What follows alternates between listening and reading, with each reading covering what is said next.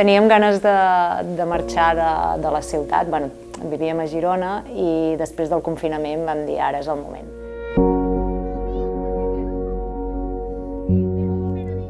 I vam començar a buscar terrenys. Bueno, primer buscàvem cases de segona mà, després vam començar a buscar terrenys, vam trobar el terreny i després vam començar a mirar amb qui la fèiem. I nosaltres sempre havíem tingut molt clar que ens agradaven molt bigues de fusta i tot així és més aquest toc natural. I al final vam anar a parar amb Fustec. Abans d'això també vam estar mirant altres amb estructura de ferro, amb estructura ja de formigó. I realment al final el que vam veure també és que quan entraves, te'n recordes que t'ho vaig dir, i quan vaig anar amb una d'aquestes, amb una de Fustec, i la vam veure per dins, i quan entraves et senties, no sé, la calidesa, molt més acollit, i llavors, quan vam veure això va ser com vam dir, volem una casa de fusta.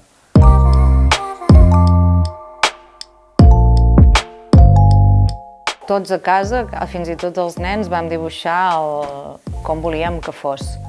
Cada un va dibuixar els seus plànols, fins i tot a l'Imma, que li agraden molt els ponis, va dibuixar un estable al final del jardí, però sí, més o menys sí que vam intentar fer un esbós inicial de com ens agradaria, mirant moltes fotos, agafant moltes idees d'internet al final, no? Però sí que vam anar amb un esbós inicial.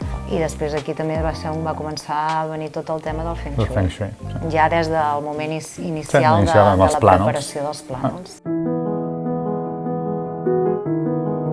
A través d'una amiga meva ens va explicar un dia que a casa seva tenien problemes que no descansaven bé i això, i que va venir una noia que coneixien que feia això de Feng Shui, els va fer com un estudi de la casa, els va fer canviar d'habitació i 4 coses a la casa, i a partir de llavors ella em deia que ja s'hi sentia molt més a gust, que descansaven, i vam dir, hosti, ja que ens fem una casa de zero, va venir a mirar les geopaties del terreny, i aquí sí que també ens va ajudar a veure on teníem que distribuir la casa, on teníem que ficar les habitacions perquè no hi passés cap geopatia pel terreny, i amb tot això d'aquí sí que llavors ens van anar aconsellant des del minut zero, amb coses, vam canviar alguna estructura de la finestra. Sí, les finestres dels nens estaven alineades amb la porta i ens les va fer desplaçar. Sí, per l'energia, i els cantos, alguns cantos són... Alguns cantos, sí, no sé si us heu fixat, alguns cantos són rodons, és per al tema del Feng Shui perquè no surti l'energia disparada, teòricament. Tota la distribució de la casa es va haver de pensar en funció d'això.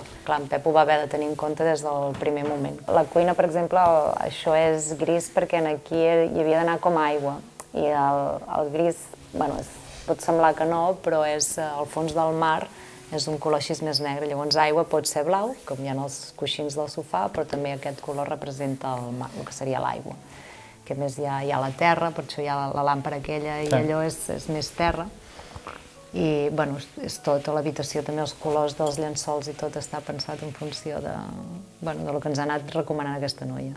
I després tot va ser com molt, no sé, ens vam entendre de seguida, tot molt fàcil, molt senzill, i volíem un claus en mà.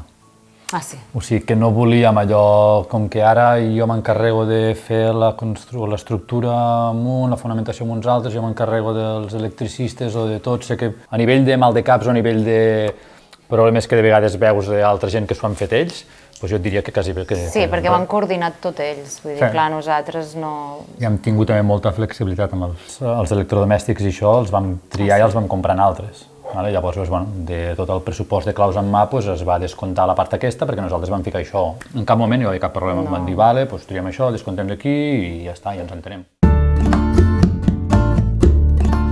A mi el que em preocupava més era pels nens, per els 20 minuts de cotxe, però és que ells estan encantats. O sigui, des del primer dia, ells m'ho deien, mama, escolta, i jo els deia, què, si no se sent res? Diu, sí, el silenci. Escolta el silenci, em deia en Jack.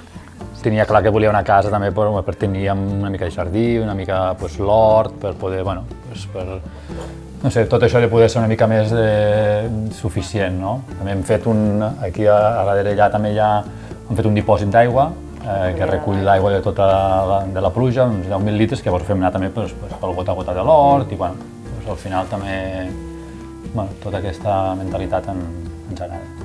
I estem encantats d'això, no? Sí.